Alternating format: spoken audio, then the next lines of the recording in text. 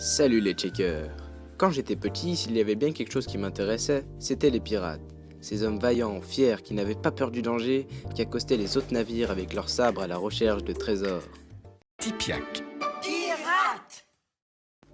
Mais non, pas eux. Bref, voici le top 5 des trucs sur les pirates.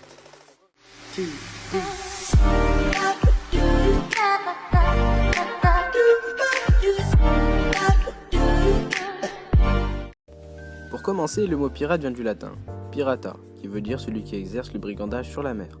Je sais qu'on s'en fout, mais j'avais envie de le dire. L'un des plus grands et le plus célèbre des pirates est Edward Teach, dit Barbe Noire. Barbe Noire, il est né en 1680 à Bristol en Angleterre, et quand il était petit, il n'a pas fait grand chose. Mais quand il a rejoint l'équipage de Benjamin Hornigold, un pirate basé dans les Caraïbes, il a réellement commencé sa carrière. Par contre, il était un peu sous-traité et on le prenait souvent de haut. Du coup, il aimait pas se faire marcher sur les pieds et il a décidé de monter son propre équipage avec son propre navire.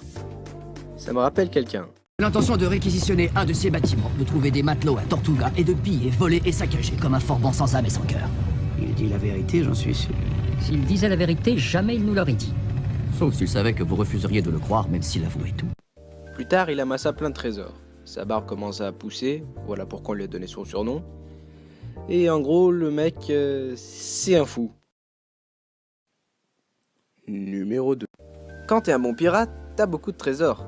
Et c'était le cas de Black Sam, alias le prince des pirates, qui avait sur son navire 5 tonnes d'or. 5 putains de tonnes d'or. Wow!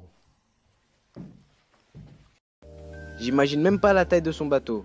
Il a été découvert en 2013 par des plongeurs et c'est le plus grand trésor pirate découvert. En parlant de trésors, il y en a qui ont été découverts et d'autres pas. Et c'est le cas de... Putain, c'est le cas de quoi déjà? Putain, je me rappelais tout à l'heure. Eldorado pour...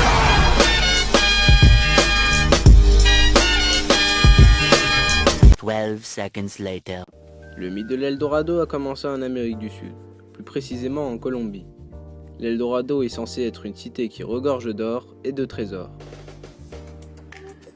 La légende a commencé à cause de Christophe Colomb, qui croyait découvrir les Indes à cause des récits de Marco Polo.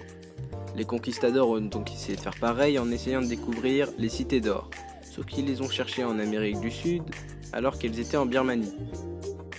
Ils s'en foutent parce qu'au final ils auront volé tous les trésors des Incas et des Chibchas, ou Chibchas, je sais même plus. Bref, l'Eldorado n'a toujours pas été trouvé, est-ce une légende ou existe-t-elle vraiment? On va parler de fantômes, plus précisément de bateaux fantômes. Le capitaine hollandais Bernard Fock avait un bateau qui était si rapide qu'il rejoignait l'Europe à l'Indonésie en moins de 3 mois. C'était énorme pour l'époque, il y avait beaucoup de rumeurs comme quoi il avait fait un pacte avec le diable ou que son bateau volait. Et au bout d'un moment, le bateau s'est perdu en mer, plus personne ne l'a revu, et la légende raconte qu'il est encore là pour hanter les autres bateaux. La piraterie existe toujours. Bon, je sais, il y en a qui vont me dire on le savait déjà, d'autres qui vont me dire on s'en fout complètement, mais je m'en fous, c'est ma vidéo et je fais ce que je veux. La piraterie est basée principalement en Asie du Sud et du Sud-Est, et en Afrique, plus précisément en Somalie. Bon, c'est pas les pirates auxquels on pense avec le cache-œil, le sabre et le chapeau, non. Ce sont des populations défavorisées qui luttent contre la pauvreté en accostant des cargos et des bateaux.